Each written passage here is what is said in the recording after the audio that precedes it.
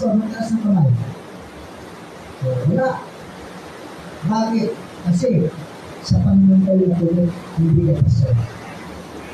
Kasi, kaya kayo nandito, gumagano kayo ng gawain na rito, nag-church kayo, magkakayo kayo, not because of pastor. At hindi katulad ng iba na katulad ko na. Dahil kasi nandiyan si sister. Kasi nandiyan si brother. Kaya ako nandito. And who can I pray?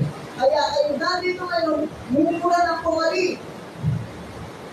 Tutunto ng pumali. At sumo ko mo rin. Why?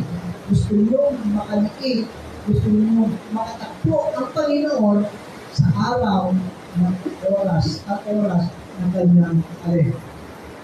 Ng ating pagsamba sa Panginoon. Ayan po. Okay. Basahin po natin. Tingnan natin kung ano mapag-usapan natin ngayon.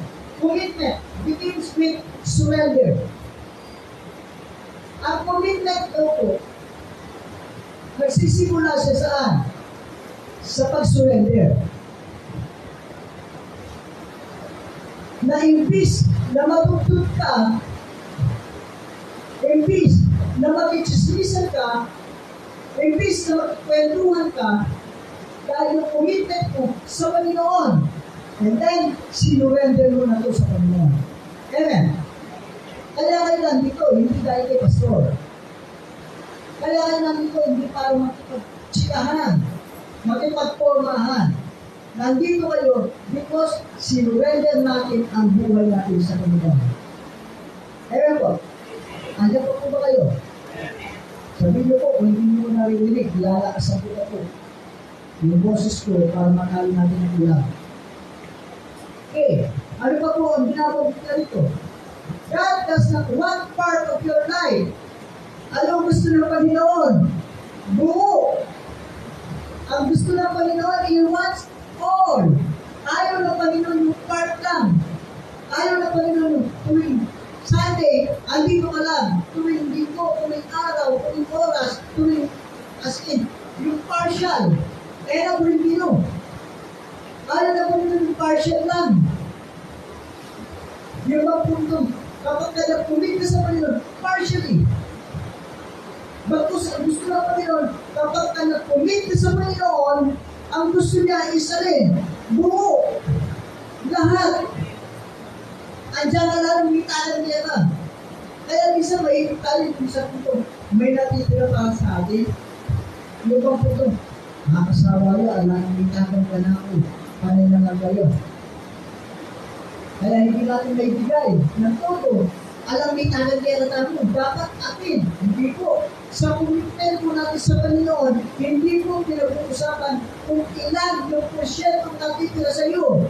Pagpus, ilan o at yung pangkalaman, yung buo, may bibigay natin ng todo sa Panginoon. Kaya ako po, nag-request ako sa Panginoon. Yung nangyari po pagkatapos ng BBPS natin, alam natin, bago ang bawat isa, lalo na yung tumulong, yung mga sumuporta, yung mga naging teacher. Pagod po, hindi basta-basta ang pagtulong ng mga yung pag-organize. Pagbubuo ng tao, hindi basta-basta, pagod po. Pero dahil hindi po natin ginawa iyon, ng sarili lang natin, napagustuhan lang natin, as in, ibinigay natin ang todo sa Panginoon, andiyan mapagal, nag-enjoy tayo.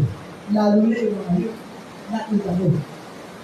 Yung mga kabataan ng sabi, pag-inis ko yung mga anak ko, as in, talagang ng anak silang lahat. Kasi anak ang tuloy nila sa mga bata. Huwag kayong mag-alala, hindi yun yung wakas. Pasimula pa naman yun para hikayatin natin itong mga batang ito. Lalo na yung mga mayak ladies. Mga ladies na lang. Lahat ng mga ladies, isama natin sa Panginoon. I hope and I pray. Nalooban ng Panginoon yung nangyari. Dahil nakita dito sa atin, yung mga mayak ladies, yung mga bisita natin, nalooban ng Panginoon para may lahat natin sila sa Panginoon. Darating ang araw, huwag po kayong mainit. Alam ko, nakikita ko yung iba sa inyo. Kaya init na. Huwag nila rin ang init tayo. Huwag po kayo mainit. Darating at darating ang araw, marami ang mag-testify because of the program na kilala nila ang Panginoon at nagbulig sila sa Panginoon. Ayun po. And then, ano ba tinagigil po nito? Nasabi po nila ito, true worship is a life fully offered to God. Kaya yung pag-aawitan natin, hindi po yan nawawala ng pagbuhan. Yung commitment natin, kaya nagpupuri tayo. Hindi dahil alam natin yung kanta. But kasi pinupuri natin ang Panginoon dahil yung sa mga lyrics na nagsasabi na ang Diyos ay mabuti. Ang Diyos ay faithful. Ewan po ba? Hindi dahil sa kabisado yung kanta. Hindi dahil sa hindi yung kaibigan mo. Hindi dahil sa tinitin ka, kaya ka nagtataas ng kamay. Masaya ko, lalo rin ako. Yung ako, para sabi, hindi ako, hindi ako, ay hindi ko gawain ko yan. Ay, yung mga puto, makikita natin, kaya tayo nag-worship because of mabuti ang Diyos sa bawat buhay ng sa atin. Kaya po, hindi naman napupit yun sa pamilya natin, sa pag-iingat ng Diyos sa mga anak natin, sa pag-aaral nila, at patuloy na pagbibigay ng Diyos sa lahat na kailangan ng buong pamilya natin. Kaya natin nasasabi, God is good. Kaya dapat buong natin. Kumusta ka? Pero God is good. O nandiyan yung problema, God is good pamuli. Kasi nandiyan na yung problema, kaya yung pamuli, sasala yung pag-inapin. Hindi ka magpamilya. Ang ko'y sasalat sa pag-inapin. Kaya yung pamuli, magkulang, bagkus, laging nandyan ang patubay ng Panginoon. Doon natin makikita, doon natin ma-realize. At kaya sabi niya, commitment is a firm decision. Hindi lang siya basta commitment. Bagkus, firm decision na alin, and consistent action to stay loyal, faithful, and dedicated to someone or something even when it becomes difficult. Andiyan masakit ka, andiyan atin niya, andiyan kulang niya, okay mo yan, mananatili pa rin kung kulang. Masasabi pa rin natin, andiyan ang kulang mo, hindi mo patuloy mo kung yung matibay. Pero, andiyan pa po ba kayo? Nagiginig pa po ba kayo? Kung hindi po, uulitin po mula sa simula. Ay, bilang. Huwag na uulitin. Basta ang masasabi ko lang, God is faithful. At makikita yun, at patuloy na papatunayan ko ng Diyos sa atin kung makikita na yung commitment natin. Ano nga ba ang commitment ko? Basta yung commitment ko na anong mangyari, sige pa mo eh. Kahit anong mangyari, may commitment ako sa Panginoon. Eh kung yung mga may boyfriend, girlfriend na eh. Oh, sino mga may boyfriend? Sino may mga girlfriend?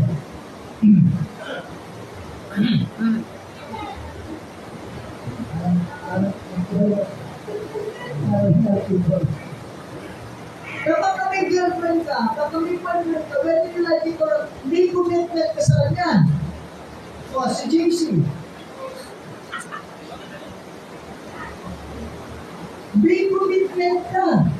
Ibig sabihin, kahit natutulog ka, kahit nakababangon mo, kahit hindi ka nagpupo, dahil may commitment ka sa kanya, i-greet mo pa rin siya. Good morning. Totoo.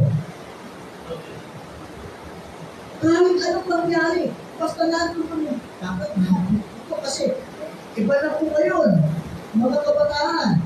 Pagka hindi mo na-explain, wala na. Makaaway kayo sigurado. Kaya mga kabataan yun, talagang asin. Sample na po. Mga kabataan ngayon, kada segundo,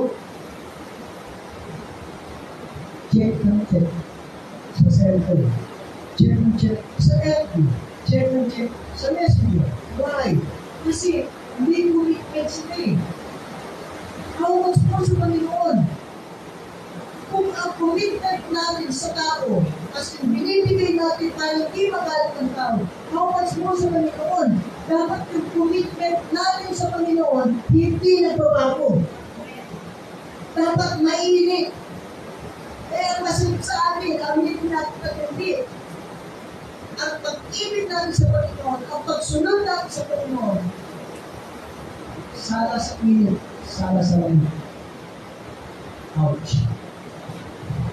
Iba yung init mo kahapon, iba yung init mo bukas. Mainit ka kahapon, nalalamig ka bukas. Pero hindi yun eh, ayaw na pagkukunan nun. Ang gusto ng Panginoon, i-commit natin ang buhay natin. Lalo maliit ang gano'n yung biyata mo. Meron na nagwala, we need to commit yung buhay natin sa Panginoon. Alam ko mga young people, kaya kayo nandito ngayon. Ang Diyos, patuloy kayong kinakausap ng Panginoon. You need to commit yourself. Mga youth, hindi lang basta yung lang, ko lang. Hindi. Binigyan na kayo ng chance ng Panginoon. Binago na kayo ng Panginoon. At patuloy na nagpapakilala ang Diyos sa buhay ninyo. Kailangan i-grab ninyo yung opportunity. I-grab natin. Kaya karami ito. Sa wikang Tagalog, ay sa wikang Kapampangan, sabi ng, at yun lang again, panindigan mo na. Nandito ka na rin lang. Sumali ka na rin lang.